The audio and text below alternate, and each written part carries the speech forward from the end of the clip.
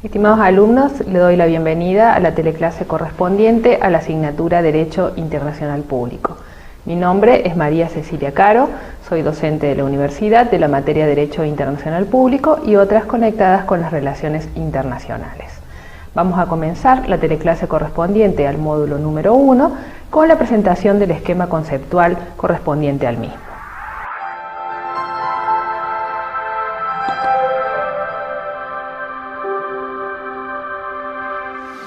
Este esquema conceptual correspondiente al módulo 1 nos muestra precisamente el contenido de la asignatura referida a las unidades 1, 2 y 3. En ellas vamos a estudiar, en primer lugar, el concepto de comunidad internacional, esto es,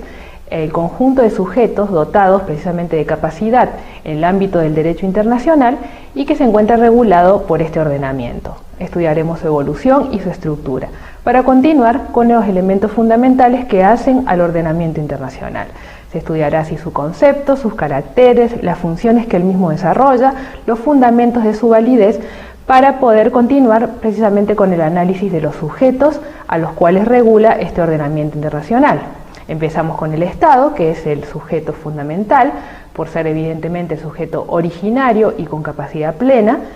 siguiendo por las organizaciones internacionales y los individuos que son también sujetos del derecho internacional, pero que tienen una capacidad restringida. También se estudiarán algunos otros sujetos que tienen una capacidad limitada en función de ciertas cuestiones vinculadas fundamentalmente con la beligerancia, como el caso de los pueblos, los movimientos de liberación nacional y la llamada comunidad beligerante, como así también otros sujetos con capacidad limitada, tales como la Santa Sede. En la unidad número 2, a su vez estudiaremos las fuentes del derecho internacional, es decir, fundamentalmente aquellos procedimientos destinados a la creación de normas de derecho internacional, como así también a su modificación o extinción. Tomaremos como punto de partida el artículo 38 del Estatuto del Tribunal Internacional de Justicia, que precisamente distingue entre las llamadas fuentes principales y auxiliares del derecho internacional. Entre las principales estudiaremos fundamentalmente los tratados, las costumbres internacionales y los principios generales del derecho. Y a su vez, como fuentes auxiliares, destacaremos la jurisprudencia y la doctrina. Finalmente, queremos mencionar que existen otras fuentes que también se mencionarán y estudiarán en la unidad número 2, que no se encuentran enumeradas en este artículo 38 y que corresponden específicamente a los llamados actos unilaterales que corresponden tanto al Estado como a las organizaciones internacionales. A continuación vamos a dar comienzo al desarrollo de la clase, donde analizaremos algunos conceptos centrales vinculados con el contenido precisamente de este módulo.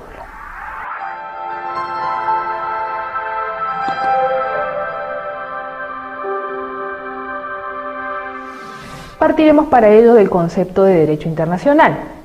El concepto de derecho internacional evidentemente es bastante discutido en el plano doctrinario y cada autor propone una definición que toma en cuenta algunos de sus elementos fundamentales. Así podemos distinguir definiciones que tienen en cuenta a los destinatarios, evidentemente aquellos que son sujetos del derecho internacional. En primer lugar tenemos por supuesto al Estado, que es el sujeto originario y con capacidad plena, pero también, como dijimos, existen otros sujetos del derecho internacional, tales como las organizaciones y los individuos que tienen una capacidad limitada en el ámbito del derecho internacional. Desde el punto de vista de la sustancia, el derecho internacional es el derecho de la comunidad internacional que está destinada precisamente a regular las relaciones entre los sujetos centrales de la misma. Y desde el punto de vista de las técnicas de la creación de las normas, evidentemente nos estamos refiriendo a aquel derecho que es creado a través de procedimientos específicos generadores de normas de derecho internacional, específicamente los tratados y la costumbre como fuentes principales generadoras de este tipo de normas. Finalmente, Barbosa propone, en reemplazo y debido a las deficiencias que cada una de estas definiciones contiene y que básicamente se fundan en el hecho de que atienden solo a un aspecto de los posibles para definir el concepto de derecho internacional, a una definición que tome en cuenta el género próximo y la diferencia específica. Evidentemente el género próximo es el concepto de derecho, es decir, el derecho internacional es realmente un derecho, con lo cual excluimos de la consideración todas aquellas posturas o doctrinas que le niegan el carácter de tal para considerarlo realmente un ordenamiento jurídico que es de naturaleza vinculante, con algunas particularidades, por supuesto, derivadas precisamente de la diferencia específica que es el carácter internacional del mismo. Precisamente el derecho internacional es el ordenamiento de la comunidad internacional destinada a regular las relaciones entre los sujetos de esta, fundamentalmente entre los estados, que están dotados de soberanía, y de allí que ello determine características especiales en el marco de este ordenamiento, fundamentalmente en cuanto a la posibilidad de establecer mecanismos que sean realmente efectivos para la aplicación y sanción de las normas de este ordenamiento. Hemos optado por eso, por proponer una definición de los autores Moncayo, Vinuesa y Pose, que nos hablan del derecho internacional como el conjunto de las normas jurídicas que reglan las relaciones entre los sujetos de la comunidad internacional, para abarcar así las diferentes dimensiones y aspectos que acabamos de mencionar. Los destinatarios son los sujetos de la comunidad internacional, es decir, aquellas entes a los cuales el derecho internacional le reconoce la capacidad jurídica para actuar en el plano internacional, es decir, adquirir derechos y contraer obligaciones. Además, desde el punto de vista de la sustancia, evidentemente se rigen o regulan las relaciones entre estos, relaciones que pueden ser de cooperación, de coexistencia e inclusive en relación a un conjunto mínimo de intereses que son de naturaleza comunitaria. A su vez, en cuanto al género próximo de la diferencia específica, la definición toma en cuenta que se trata de normas evidentemente jurídicas y por lo tanto coactivas y obligatorias para los estados, para finalmente, ¿no es cierto?, terminar con el concepto de la diferencia específica, que hace al hecho de ser un conjunto de normas jurídicas relativas a la comunidad internacional, que es precisamente la destinataria de estas normas. ¿Cuáles son los caracteres esenciales que tiene este derecho internacional? Dijimos que evidentemente es un derecho que se distingue del derecho interno porque presenta características específicas determinadas por los sujetos a los cuales están dirigidas las obligaciones y derechos que prescribe. El primero de los caracteres esenciales del derecho internacional, y que es concomitante a la característica esencial de la comunidad internacional, es la descentralización. Es decir, a diferencia de lo que ocurre en el ámbito interno, evidentemente no existen órganos diferenciados, basados en una división de poderes, que permitan determinar aquellos organismos que crean el derecho, lo aplican, lo interpretan y establecen mecanismos de sanción. Es decir, son los mismos estados los que realizan todas las funciones. De allí entonces las dificultades muchas veces para poder garantizar precisamente el cumplimiento de estas normas y la efectividad de las sanciones que prevé el mismo ordenamiento en caso de incumplimiento. Se puede decir que existe de alguna manera en el marco internacional el cumplimiento de las diferentes funciones que hacen a los poderes centrales de un Estado en el ámbito doméstico, es decir, hay funciones vinculadas con el poder legislativo, hay funciones vinculadas con el poder judicial y otras relativas al poder ejecutivo, pero tienen características muy especiales en el ámbito de las relaciones internacionales. En el caso del poder judicial, evidentemente no existe un órgano que resuelva las controversias al cual los estados presten su consentimiento de manera absoluta y total, es decir, la totalidad de los estados no forma parte ni ha adherido a ningún tribunal de naturaleza internacional. Lo más cercano a ello lo constituye la Corte Internacional de Justicia, que es el órgano principal judicial del ámbito de las Naciones Unidas y que se puede decir que ejerce en este marco aquellas funciones que les correspondería a un poder judicial en el ámbito doméstico. No es evidentemente el único tribunal internacional de carácter permanente, también existen otros, como tales como el Tribunal del Derecho del Mar. Existen también a su vez en el ámbito penal la Corte Penal Internacional de Justicia, que también es un órgano permanente creado por el Tratado de Roma de 1998, y otros órganos o tribunales ad hoc, como el Tribunal para juzgar los crímenes vinculados con Yugoslavia o Ruanda, que precisamente han sido creados por el Consejo de Seguridad para resolver las cuestiones atinentes a los crímenes cometidos durante los conflictos en estos países. En todos estos casos, todos estos tribunales ejercen evidentemente funciones judiciales, pero a diferencia de los tribunales en el ámbito doméstico, es necesario y fundamental que los estados presten su consentimiento a la jurisdicción para que estos puedan intervenir. Es decir, que no tienen una competencia obligatoria, sino en la medida en que los estados han prestado su consentimiento o han hecho alguna declaración en virtud de la cual se obligan entonces a acatar sus decisiones. En cuanto al poder legislativo, es decir, a las funciones vinculadas con la creación de las normas del derecho internacional, básicamente los dos mecanismos centrales o fuentes formales del derecho internacional lo configuran los tratados y las costumbres. La particularidad, evidentemente, en este caso está dada por el hecho de que son los mismos estados en general los que crean, los que celebran estos tratados y se obligan por ellos, como así también los que a través de sus prácticas reiteradas van generando costumbres que pueden tener diferentes ámbitos de alcance. Tanto, esto me refiero tanto a los tratados como a las costumbres. Y pueden ser, en el caso de los tratados, de naturaleza multilateral, como los llamados tratados leyes, que inclusive llegan realmente a cubrir ámbitos geográficos casi generalizados. Pueden ser tratados regionales, bilaterales, y en el ámbito de las costumbres sucede algo similar, con la diferencia de que es posible de que existan costumbres generales que obliguen a la totalidad de los estados, algunas de las cuales inclusive pueden constituir normas de ius cogens, que son precisamente obligatorias y coactivas y que no pueden ser derogadas por los estados. Con respecto finalmente a las funciones relativas al Poder Ejecutivo, evidentemente no existe, por el hecho de ser un ordenamiento descentralizado,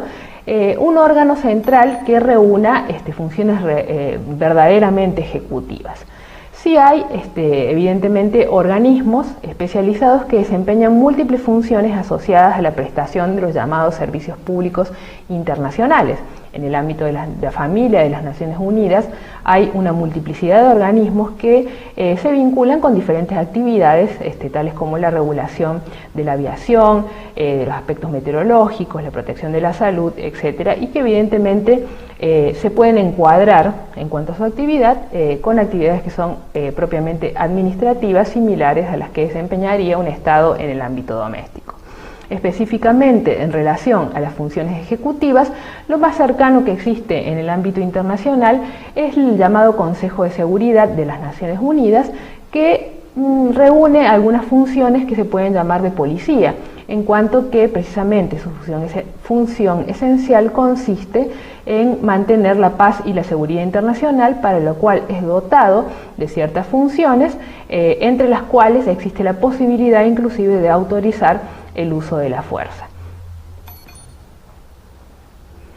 El segundo de los caracteres del derecho internacional público es el hecho de que los estados actúan como sujetos y como órganos del derecho internacional. Esto es fundamental porque precisamente rompe el criterio de la división de poderes típica de los ordenamientos domésticos. Como ustedes saben, en el ámbito doméstico existe un órgano específico encargado de la función de legislar, otro encargado de aplicar esa normativa y otro distinto que establece las sanciones y las hace ejecutar en el marco, digamos, de los derechos nacionales. En el ámbito internacional, evidentemente, esto no ocurre y los mismos sujetos de las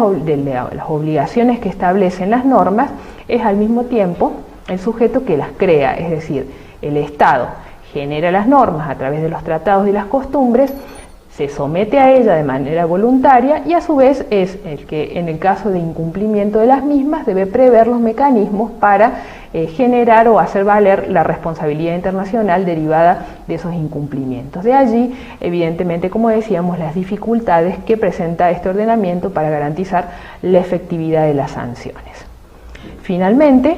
podemos decir que se trata de un derecho de coordinación, a diferencia de lo que ocurre con un derecho de subordinación, que es el propio del ámbito doméstico. Es de coordinación porque todos los sujetos del derecho internacional, en realidad los estados, que son los sujetos principales, están dotados de soberanía, y ello significa que evidentemente están en un mismo plano de igualdad jurídica, a diferencia de lo que ocurre en el ámbito doméstico, en donde el Estado impone normas a los súbditos que deben acatarlas independientemente de su voluntad.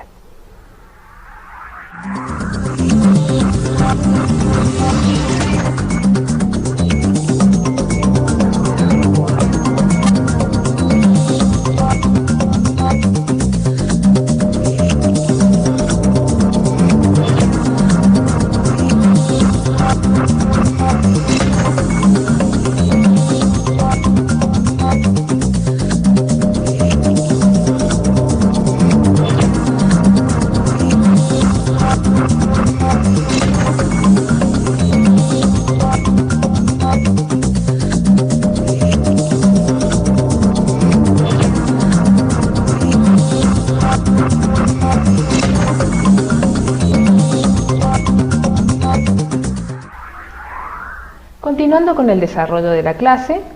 finalmente, si bien no es uno de los caracteres esenciales del derecho internacional público, sí es una clasificación importante a tener en cuenta debido precisamente al ámbito de aplicación o de vigencia de las normas del derecho internacional. Nos estamos refiriendo a la distinción entre el llamado derecho internacional general y el llamado derecho internacional particular. Evidentemente, difiere en cuanto a los sujetos que se encuentran obligados a obedecer las normas correspondientes. En el ámbito del derecho internacional general nos estamos refiriendo a normas que son obligatorias para la totalidad de los sujetos de derecho internacional. Fundamentalmente, eso ocurre en el ámbito de las costumbres, ya que es muy difícil que existan tratados que hayan sido ratificados por la totalidad de los estados. Como dijimos, hay normas a su vez dentro del derecho internacional general que revisten una jerarquía superior y que se denominan normas de jus cogens o de derecho coactivo porque precisamente son obligatorias y no pueden ser derogadas por voluntad de los estados. Y en relación al derecho internacional particular nos estamos refiriendo tanto a tratados como a costumbres que tienen un ámbito geográfico de vigencia más reducido, es decir, que solamente obligan a ciertos sujetos del derecho internacional. Tal es el caso de los tratados bilaterales o multilaterales que evidentemente no han sido ratificados por la totalidad de los estados, como así también las costumbres de naturaleza regional o bilateral. A continuación vamos a analizar otro elemento que es fundamental en el marco del estudio y conocimiento del derecho internacional, que se refiere precisamente a las fuentes de este ordenamiento jurídico. Barbosa distingue entre las llamadas fuentes materiales y formales, entendiendo por materiales aquellas que proveen de los materiales o de los elementos sociológicos que dan contenido a las normas, contenido entendido en el sentido económico, político, social o moral, y que evidentemente varían de sociedad en sociedad y que corresponden a un concepto mucho más dinámico de fuente. El concepto de fuente formal, que es en realidad en el cual nos vamos a concentrar, apunta más bien a los procedimientos de creación de las normas jurídicas internacionales, es decir, a aquellas técnicas a través de las cuales se generan las normas internacionales y que tienen un carácter principal en su creación. Estas fuentes formales se encuentran enumeradas en el artículo 38 del Estatuto del Tribunal Internacional de Justicia, que precisamente distingue entre los llamados tratados, la costumbre internacional, los principios generales del derecho y otras fuentes auxiliares, fundamentalmente la doctrina y la jurisprudencia, sin excluir la posibilidad también de que la Corte Internacional de Justicia pueda resolver controversias basándose en el principio de la equidad. Evidentemente, esta enunciación no es excluyente, hay fuentes que no se encuentran enumeradas en este artículo y que sin embargo pueden ser consideradas fuentes formales del derecho internacional. Fundamentalmente nos estamos refiriendo a los actos unilaterales y además es importante destacar que en la enunciación que realiza este artículo no establece una jerarquía absoluta, es decir, no es que en función del orden de los incisos realmente existe una prioridad de una fuente en relación a la otra. Sí se puede decir que hay una jerarquía relativa fundada en los principios fundamentales que nos establecen que la norma posterior deroga a la anterior, que evidentemente una norma especial tiene prioridad sobre una norma general, Y finalmente, que existen normas de jus cogens o normas imperativas que tienen preeminencia sobre toda otra norma, independientemente de que el resto de las normas sean posteriores o más especiales. Vamos a continuar ahora con el análisis fundamental de los conceptos centrales que hacen a estas fuentes tanto formales como auxiliares, comenzando por la costumbre internacional, que es una de las fuentes precisamente enumerada en el artículo 38 del Estatuto. La costumbre internacional está constituida por dos elementos centrales. El primer elemento, conocido como elemento material, aduce o refiere a la práctica, es decir, a un comportamiento reiterado en el tiempo por parte de los sujetos del derecho o que generan la norma de derecho, que específicamente, si bien no excluye a las organizaciones, se refiere fundamentalmente a los estados. Es decir, es un comportamiento reiterado a través de un determinado periodo de tiempo que desarrollan los sujetos y en virtud de los cuales se crea una práctica que va acompañada de un segundo elemento llamado elemento psicológico o también conocido como opinio iuris, que es precisamente la convicción de su obligatoriedad. Es importante este elemento porque en realidad la práctica sola no genera normas jurídicas, sino que indefectiblemente tiene que haber una conciencia de su carácter obligatorio para que podamos hablar realmente de una norma obligatoria. Por el contrario, existen otras prácticas que no son obligatorias, es decir, que carecen del elemento psicológico, tales como los usos sociales, como las costumbres no jurídicas o simples costumbres, y las normas, por ejemplo, protocolares, que en realidad se fundan, a pesar de que se cumplen de manera habitual, en realidad tienen que ver con cuestiones vinculadas con la practicidad, con el respeto, o cuestiones que no tienen que ver específicamente con una convicción de su obligatoriedad, de tal manera que evidentemente el incumplimiento de las mismas no origina responsabilidad internacional, como sí ocurre en el caso de las costumbres jurídicas propiamente dichas. Es decir, a diferencia de otro tipo de normas que no son específicamente jurídicas, la costumbre internacional es una fuente que configura normas jurídicas obligatorias y por lo tanto coercibles, es decir, que pueden exigirse su cumplimiento por parte de los estados que han contribuido a su generación. Otra de las fuentes formales del derecho son los llamados principios generales. En realidad es discutible este carácter de fuente formal porque, estrictamente hablando, no es un procedimiento técnico que genere normas jurídicas en el plano del derecho internacional. En realidad, los principios generales del derecho son principios o normas muy generales que se encuentran en los ordenamientos domésticos, es decir, son normas de derecho interno, pero precisamente como corresponden a la mayor parte de los ordenamientos jurídicos de las naciones civilizadas, dice el Estatuto de la Corte, es como una especie de fuente de reserva de normas que sirven supletoriamente para solucionar los conflictos o proporcionar justicia en aquellas situaciones en donde no existen otras normas específicas provistas por tratados o por costumbres internacionales. Precisamente su naturaleza supletoria emerge de la forma en que la misma en que estos principios generales resultan aplicados en el ámbito de las sentencias de la Corte Internacional de Justicia, ya que solo se recurre a ellas en caso de no existir una norma proveniente de otra fuente formal, a los fines de precisamente impartir justicia y evitar una denegación de justicia por la existencia de una laguna del derecho. ¿Cuáles son estos principios generales del derecho? Fundamentalmente podemos mencionar el de la buena fe, el de la cosa juzgada, el de la imposibilidad de transmitir un derecho mejor o más extenso del que uno tiene, el de la imposibilidad de alegar la propia torpeza para beneficiarse en derecho, entre otros. Estos principios orientan, por lo tanto, la proporcionalidad y el otorgamiento de la justicia en el marco de las actividades de los órganos jurisdiccionales internacionales, y no pueden ser confundidos con los llamados principios del derecho internacional, que evidentemente configuran otro tipo de normas que pueden emerger de tratados, pero fundamentalmente de la costumbre internacional, y que tienen la característica de ser normas generales, pero del ámbito específicamente internacional. Estos, por el contrario, son del ámbito doméstico, generados en los ordenamientos jurídicos, pero como son comunes a prácticamente todos los órdenes domésticos del mundo, se puede decir que son una especie de reserva, como decíamos, de normas que sirven o que se trasladan al ámbito internacional para poder proveer justicia cuando existe alguna laguna específica del derecho internacional. No son fuentes, por lo tanto, formales, dice Barbosa, sino más bien fuentes de naturaleza material, porque precisamente apuntan más al concepto sociológico del derecho que a los procedimientos técnicos generadores de normas.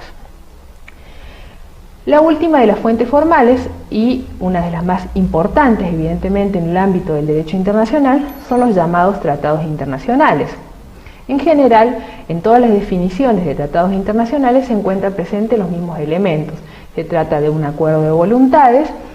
entre sujetos de derecho internacional que están destinadas a crear, modificar o extinguir tanto derechos como obligaciones internacionales. Existen diferentes denominaciones para aludir a los tratados internacionales, y así es posible hablar en realidad de convenciones o convenios. Por ejemplo, cuando nos estamos refiriendo a los tratados multilaterales o los tratados leyes, existen también otras denominaciones como cartas o pactos que se suelen utilizar en el marco de las organizaciones internacionales, el concepto también de protocolos, cuando aluden a instrumentos que en realidad complementan otros tratados, y otros tales como acuerdos, que son también denominaciones que aluden al mismo concepto. Es decir, en todos ellos está presente esta idea de un acuerdo de voluntades, es decir, los sujetos prestan su voluntad de manera libre para obligarse y generar derechos en relación a otros sujetos, y que evidentemente tienen como destino principal generar derechos y obligaciones en el ámbito del derecho internacional. Antes de la firma o de la Convención de Viena del Derecho de los Tratados del año 69, esta materia estaba regulada fundamentalmente de modo consuetudinario. A partir del 69 se puede decir que esta Convención de Viena sobre el Derecho de los Tratados ha sido ratificada por una gran mayoría de los estados, y que sus normas evidentemente se pueden decir que son de aplicación general. También esta normativa de 1969 ha sido completada con otra que es del año de 1982, que regula precisamente los convenios o convenciones celebradas entre organizaciones internacionales o bien entre organizaciones internacionales y estados. Los principios en ambas convenciones son bastante similares. En sí, la convención en realidad se aplica solamente a aquellos tratados que son celebrados por escrito. En el caso de la Convención de Viena del 69, solamente entre estados, pudiendo constar en un único instrumento o en dos o más instrumentos conexos, cualquiera que pueda ser su denominación. Es decir, es un criterio bastante flexible y que permite, por supuesto, su aplicación, como dijimos, a las diferentes posibilidades que admite la conformación de este tipo de instrumentos. Otras fuentes que podemos mencionar en el ámbito del derecho internacional, que no son estrictamente formales en cuanto que no implican técnicas específicas de creación de normas, son las llamadas fuentes auxiliares, que sirven para alcanzar, mejor dicho, para tratar de determinar el alcance del resto de las normas jurídicas generadas por las llamadas fuentes formales. Fundamentalmente nos estamos refiriendo a la jurisprudencia y a la doctrina. En el caso de la jurisprudencia, evidentemente se tiene en cuenta sobre todo la jurisprudencia del Tribunal Internacional de Justicia, si bien no existe obviamente un sistema de precedentes obligatorios, ya que en realidad la Corte puede cambiar de opinión y producir un fallo que contradiga un fallo anterior, aunque en realidad en la práctica esto no suele ocurrir, y en los casos que ocurre suele ser fundamentado por la Corte tratando de mostrar de que se trata de circunstancias diversas. En el caso de la doctrina, nos estamos refiriendo a las opiniones de los autores, especialistas evidentemente en la materia, es decir, publicistas de gran renombre internacional, y que a través de sus teorías y de sus estudios van generando también lineamientos que luego orientan e inspiran a las diferentes normativas. No son citados normalmente en las sentencias de la Corte, pero sin duda influyen en la formación de los diferentes jueces que la componen. En cuanto a las fuentes no mencionadas en este artículo 38.1 del Estatuto del Tribunal Internacional de Justicia, finalmente nos queda la equidad, que está mencionada en realidad en el punto 2 o en el inciso segundo de ese mismo artículo, que no es una fuente de normas generales, ni una fuente formal de normas individuales, en cuanto que en realidad la equidad precisamente implica dejar de lado las normas generales para fallar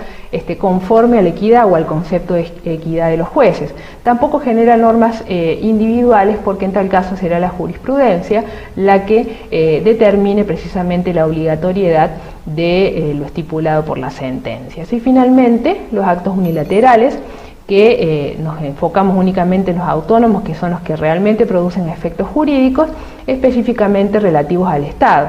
Entre ellos podemos mencionar la notificación, que implica evidentemente para el Estado notificado la imposibilidad de alegar con posterioridad el desconocimiento de un hecho o situación que le ha sido comunicado; el reconocimiento, que implica evidentemente aceptar la existencia de una determinada situación, como en el caso de reconocimiento de estados o de gobiernos, y que luego evidentemente impide actuar en contra de esa situación que ha sido reconocida; la protesta, que implica una manifestación de voluntad contraria a un derecho que pretende ejercer otro sujeto; y la renuncia unilateral, que implica básicamente dejar de evitar o manifestar de que se deja de lado un derecho que se tenía por propio. En estos casos, evidentemente, siempre es importante que la voluntad del Estado se manifieste de modo indubitable, porque precisamente se trata de situaciones que generan obligaciones o implican el surgimiento de derechos a favor de otros sujetos del derecho internacional.